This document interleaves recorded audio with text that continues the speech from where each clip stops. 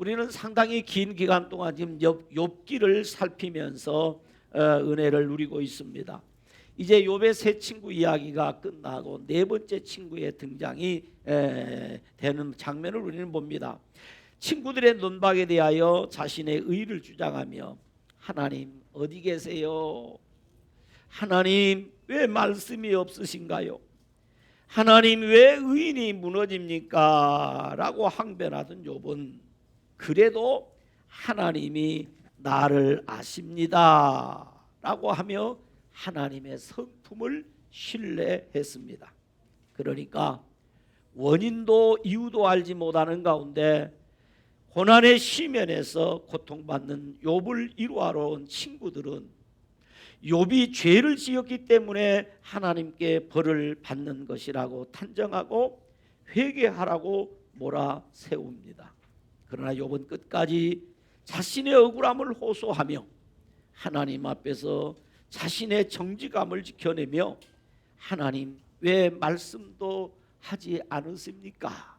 라고 그 자신의 답답함을 하나님 앞에 토해내는 장면을 우리는 이 욥기를 통해서 보았습니다. 아무리 기도해도 응답이 없고 눈물로 부르짖어도 하나님이 침묵하고 계시다고 느꼈기 때문입니다.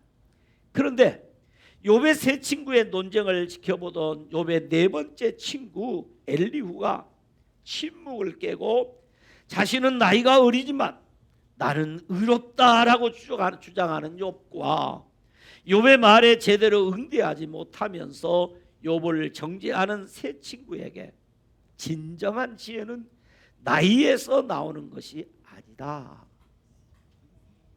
진정한 지혜는 사람의 연륜이나 경험이나 그리고 그 나이에서 연수에서 나오는 것이 아니다. 그 참 지혜는 하나님의 영, 그러니까 성령님으로부터 오는 것이다. 그래서 나도 이제 하나님의 영에 감동되어 말하지 않을 수 없다. 오늘 욥의 세 친구들의 이야기를 듣고 있는 동안 성령께서 자기 마음에 충동질을 했다는 거예요.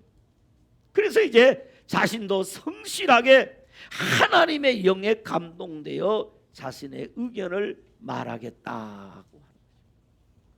오늘 이 아침에도 하나님의 영에 감동되는 복된 아침이 되기를 주님의 이름으로 축원합니다.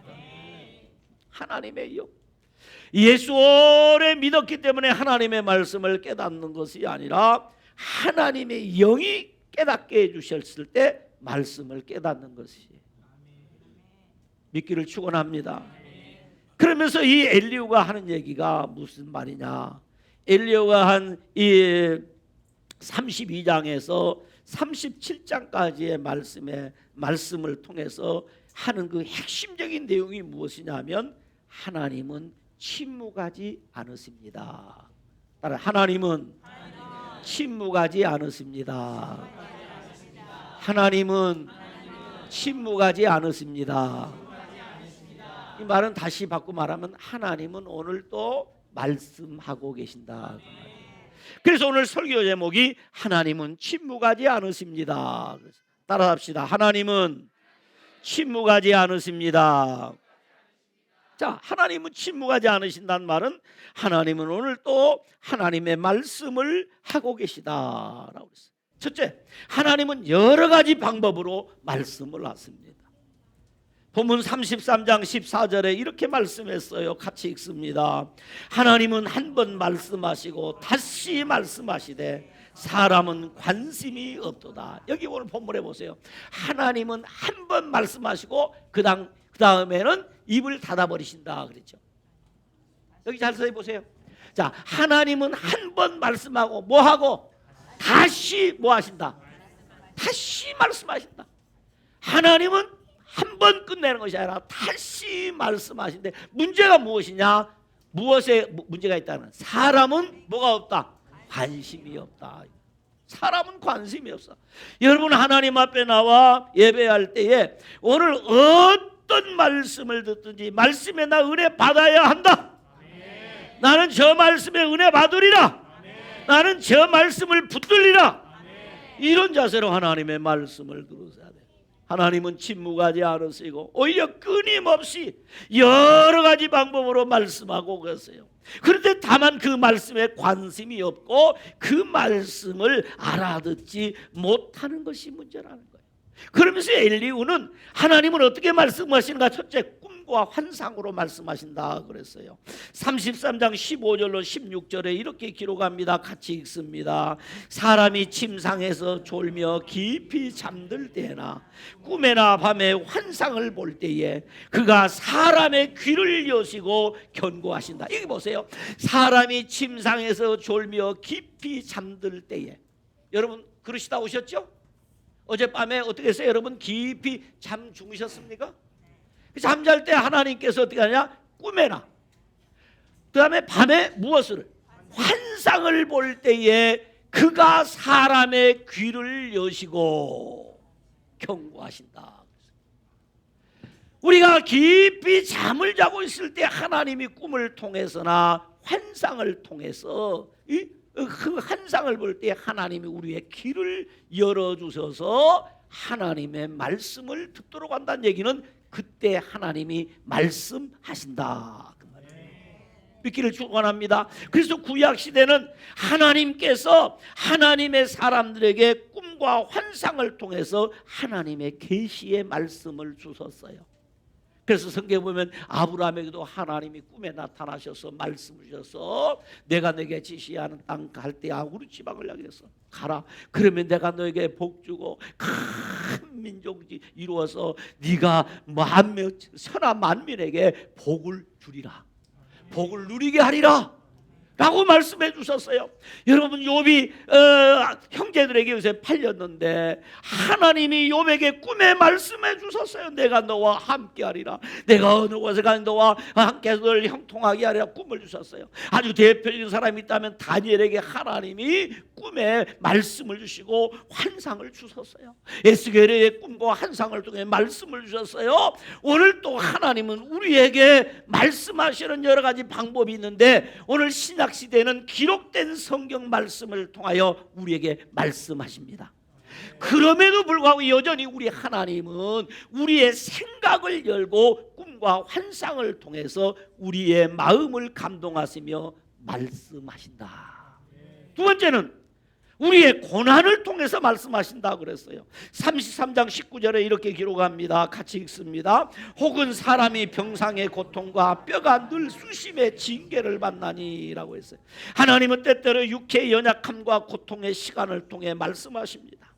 엘리후는 병으로 누운 사람, 살이 줄어들어 뼈가 드러날 정도로 약해진 사람을 예로 들면서 이런 극한 상황이 하나님께서 흔들어 깨우시는 하나님의 방법이다. 여러분 그렇게 안 되기를 주의 이름으로 축원합니다. 그런데 많은 사람들이 이런 은혜를 경험하게 돼요. 평화로울 때, 건강할 때는 아무리 하나님의 말씀을 들어도 하나님의 말씀이 믿어지지 않고 깨달아지도 않았는데 병 들어가지고 병상에 누워서 생각하는 동안에 하나님의 말씀이 들리는 거예요. 깨달아지는 거예요. 하나님의 음성이 들리는 거지. 너 왜 지금 거기 있느냐? 너 지금 내게 돌아오면 된다. 그래서 많은 사람들이 병상에서 하나님을 만나는 이유는 그 고난의 현장에서 하나님이 그의 귀를 여시고 그에게 말씀을 주시는 거예요. 그러므로 고난은 단순한 형벌이 아닙니다. 그렇다고 오늘 여러분 하나님 나를 병상에 부셔서 말씀해 주셔서 그런 기도 드릴 필요 없어요. 오늘 건강할 때 말씀의 은혜를 받기를 바랍니다. 그런데 그 병상에서도 하나님이 말씀하신다. 그 다음에 세 번째는 영혼의 위기를 통해서 말씀하신다 그랬어요. 33장 22절에 보면 이렇게 기록합니다. 그의 마음은 어디에? 구덩이에. 그의 생명은 멸하는 자에게 가까웠느니라. 그러니까 인생의 구덩이에 빠져서 하나님의 음성을 듣게 된다. 엘리후는 사람이 죽음의 문턱에 이를 때에 자신의 삶을 돌아보며 하나님의 음성을 듣게 된다고 하는 말입니다. 나의 계획이 멈추고 생명이 위협받는 그 순간에야 비로소 하나님께 귀를 기울이게 되는 경우를 말합니다. 죽음 앞에서야 삶의 의미를 묻고 하나님 앞에 겸손히 무릎을 꿇게 된다는 것입니다. 평생 예수를 믿었는데, 평생 교회를 다녔는데 한 번도 하나님 앞에 제대로 무릎 꿇은 적이 없고, 한 번도 하나님의 말씀에 감동받아 그 말씀 붙들고 눈물을 흘려본 적도 없는데, 삶의 위기를 만나서 어찌할 바 몰라 괴로워하고 있을 그때야 비로소 하나님의 말씀이 들려지고 하나님이 믿어져서 그때야 통곡하는 거예요. 그렇게라도 해서 하나님의 말씀을 듣는 것은 분명 은혜입니다. 그러나 그러지 않을 때, 건강할 때, 젊었을 때, 힘 있을 때, 잘 될 때 하나님의 말씀을 듣고 그 말씀을 믿고 그 말씀에 순종하여 사는 복 있는 성도들이 되기를 주님의 이름으로 축원합니다. 하나님은 꿈으로도, 환상으로도, 고난으로, 영혼의 위기로도 하나님은 어떤 방법을 들었니? 여러 가지 방법으로 말씀을 멈추지 않으시고 말씀하시는데, 문제는 우리가 그 말씀을 듣지 못하고 그 말씀에 관심을 갖지 아니하고 그 말씀을 들으려 하지 않는 것이 문제라는 거죠. 그러므로 우리는 하나님 앞에 이렇게 기도해야 합니다. 주여, 나의 귀를 여시고 말씀을 듣게 하옵소서. 상황이 아닌 주님의 음성에 집중할 수 있게 하여 주옵소서. 고난 중에라도 하나님의 말씀을 들으며 주님의 뜻을 깨닫게 하옵소서. 여러분, 하나님의 말씀을 들으면 됩니다. 하나님의 말씀이 들려지면 인생도 풀립니다. 그러므로 우리는 하나님의 말씀을 들어야 돼요.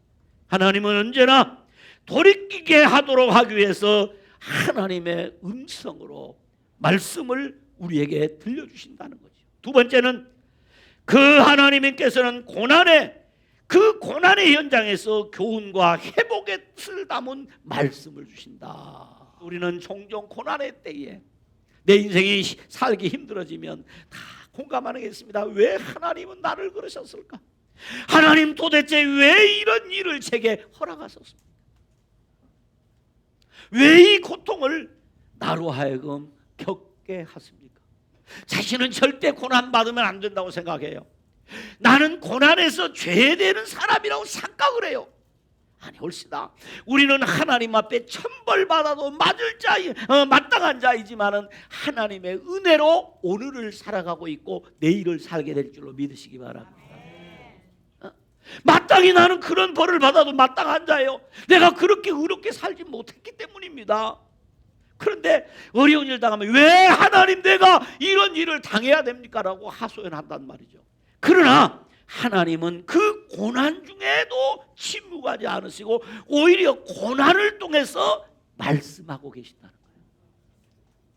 그래서 하나님이 우리에게 고난을 주신 것은 우연히 고난을 당하게 하기 아니라 내가 깨닫지 못하니까, 아니 내게 더 큰 은혜를 주시고 그 고난 속에 하나님의 크신 교훈과 하나님의 뜻을 담아주신다는 거예요. 그러므로 고난의 때에 하나님의 뜻을 깨달으면 된다는 거죠. 그러므로 엘리후는 말합니다. 인간의 고난을 단순한 형벌이나 운명의 결과로 보지 말고 고난 속에 담긴 하나님의 의도와 하나님의 음성을 해석하라는 것입니다. 그래서 엘리후는 36장 8절로 10절에 이렇게 기록을 하고 있습니다. 우리 성경 36장으로 넘어가서 36장 8절로 10절에 이렇게 기록합니다. 같이 읽습니다. 혹시 그들이 족쇄에 매이거나 환난의 줄에 얽혔으면 그들의 소행과 악행과 자신들의 교만한 행위를 알게 하시고 그들의 귀를 열어 교훈을 듣게 하시며 명하여 죄악에서 돌이키게 하시나니 라고 했어요. 엘리후는 고난의 상황을 이렇게 표현합니다. 족쇄에 매이거나 환난의 줄에 얽힌 상태, 이것을 고난의 상황, 족쇄에 매였다는 거죠. 여러분, 그래요. 아마 인생을 살아보신 분들은 알지만은 일이 잘 안 되고 꼬이면요, 손발이 있어도 아무리 뛰고 다녀서 살도 안 돼. 아무도 도움이 안 돼. 어디 가도 길이 없어, 방법이 없을 때가 있어요. 왜? 다 묶였으니까. 손발이 묶였으니까.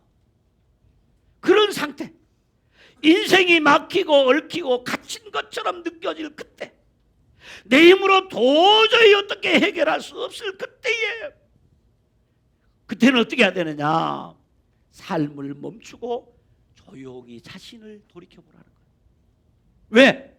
그렇게 하신 데는 하나님의 가르침이 있고, 그렇게 하시면 하나님의 뜻이 있다는 거예요. 그래서 엘리후는 말합니다. 36장 11절에 이렇게 기록을 해요. 36장 11절을 같이 읽습니다. 자, 11절 같이 읽습니다. 시작. 만일 그들이 순종하여 섬기면 형통한 날을 보내며 즐거운 해를 지낼 것이요, 그랬어요. 그런데 그 다음 12절에 보면 이렇게 기록합니다. 36장 12절 시작. 만일 그들이 순종하지 아니하면 칼에 망하며 지식 없이 죽을 것이니라. 그렇죠. 고난 속에 하나님의 그 놀라운 가르침과 하나님의 뜻이 담겨 있는데, 그 뜻에 순종하면 어떻게 되고? 형통한 날을 보내고 즐거운 해를 지낼 것이다. 그러나 12절에 만일 그들이 순종하지 아니하면 결국 그러는 칼에 망하며 지식 없이 죽을 것이다. 그러니까 뭐 하라는 얘기예요? 하나님의 말씀에 순종하면 복이라는 거죠. 순종하면 복이라. 불순종하면 하나님의 심판이 있다라는 얘기입니다. 그러므로 고난은 하나님께 버림받은 증거가 아니라 하나님께서 다시 일으키시고자 가까이 오시는 기회다. 여러분 혹시 사업하다 실패했든지 뭐 안 됐다고 왜 안 됐는가 아니라 하나님은 가까이 오셔서 내게 말씀하는 시간이라는 것을 믿으시길 바랍니다. 그 고난 속에 담긴 교훈을 듣고 회복의 손길을 붙드는 은혜가 오늘 여러분에게 있기를 주님의 이름으로 축원합니다. 마지막으로 만물과 역사를 통해 말씀하신다는 거죠. 말씀하시는 하나님의 음성이 너무 낯설게 느껴질 때가 있습니다. 기도해도 말씀으로 응답이 들리지 않을 때가 있습니다. 하나님이 정말 침묵하시는 것 같을 때가 있습니다. 그러나 기억하십시오. 하나님은 말씀하시고 계십니다. 하나님은 침묵하시는 분이 아니라는 거죠. 그런데 어떻게 말씀하시느냐? 엘리후는 말합니다. 천둥소리와 번개와 눈과 비, 바람과 구름과 우레와 햇살을 통해서 하나님 말씀하신다. 그래서 37장 1절로 2절에 보면 이렇게 말씀을 합니다. 같이 봅니다. 시작. 이로 말미암아 내 마음이 떨며 그 자리에서 흔들렸도다. 하나님의 음성 곧 그의 입에서 나오는 소리를 똑똑히 들으라. 따라서 똑똑히 들으라. 이 이야기가 무슨 얘기냐면 앞에 36장 24절부터 있는 말을 이어서 하는 이야기인데, 하나님께서 하시는 일을 기억하고 높이라. 잊지 말지라. 인생이 그의 일을 찬송하였는지라. 그의 일을 모든 사람이 우러러보니 먼데도 보느니라. 하나님은 높으시니 우리가 그를 알 수 없고 그의 횟수를 헤아릴 수 없느니라. 그러면서 27절에 말합니다. 하나님이 물방울을 가늘게 하시며 빗방울이 증발하여 안개가 되게. 자, 지난 목요일 수요일 때 비가 어떻게 왔어요? 보슬비가 왔죠. 왜 그랬죠? 하나님이 빗방울을 뭐에게 해서? 가늘게 하셔서.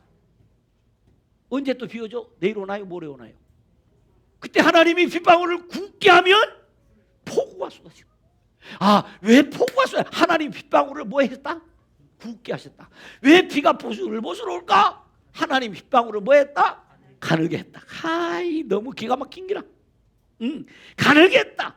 그리고 하나님이 그 비를 내리고 이 비가 이 땅에 와가지고 그냥 그대로 있으면 어떻게 살아? 근데 그때 하나님이 어떻게 해요? 그 쏟아진 비를 어떻게 했다? 증발시켜버렸다. 그래서 안개가 외주가 안개가 많은 거. 왜 안개가 많아요?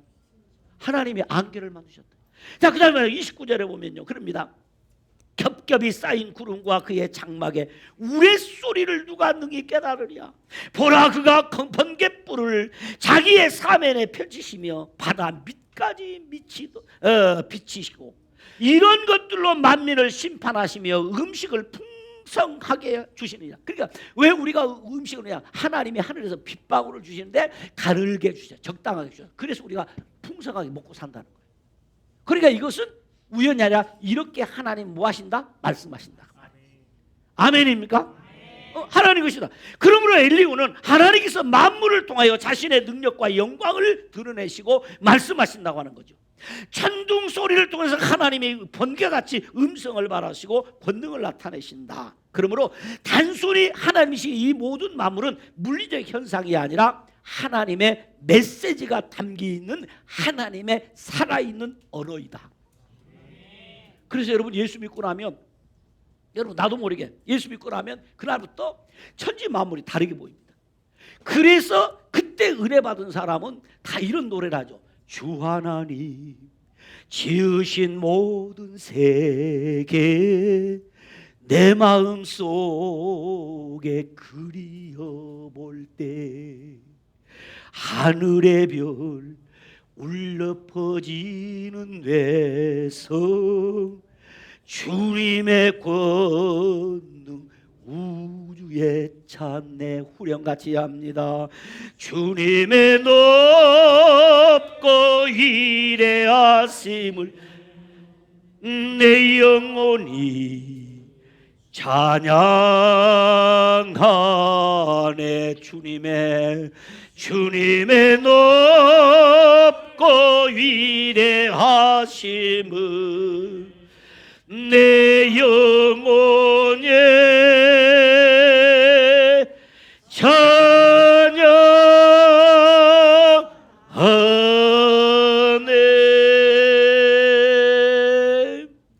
할렐루야. 이걸 본 사람, 깨달은 사람은 그렇게 노래하는. 왜?